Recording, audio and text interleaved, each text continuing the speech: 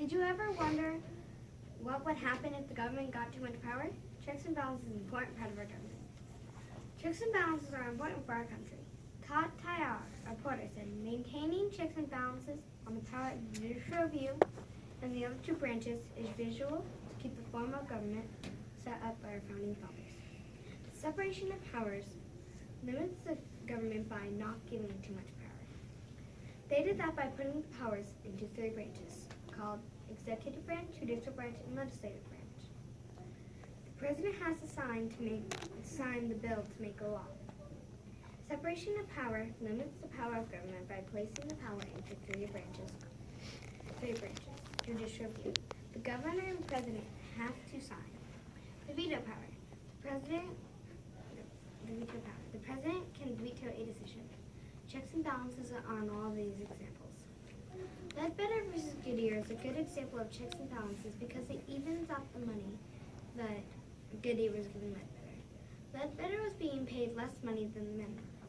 The Civil Rights Act of 1964 says you have 180 days to file a complaint. She sued and the jury gave her millions of dollars, but the Supreme Court took away her millions of dollars because she sued after the 180 days. They said she should have told them in the beginning, but she didn't know about the property until later. The court's ruling was based on a law passed by Congress.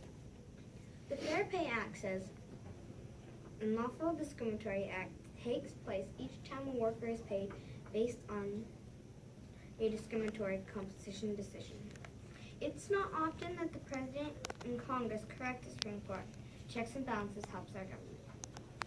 Idaho Guns on Campus is an example of checks and balances. Some law enforcement are still debating what will happen if the governor signs the bill to make a law. The bill has lots of opinions on both sides. A Sheriff Ryan Zolman said, "I believe it is another tool to protect our Second Amendment rights. You're required to take a class, so it's not going to be any random person who can pick up a gun and carry it concealed there on campus."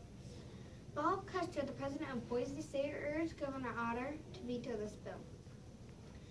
The college and campuses have to check the gun policy to make sure that everyone is safe.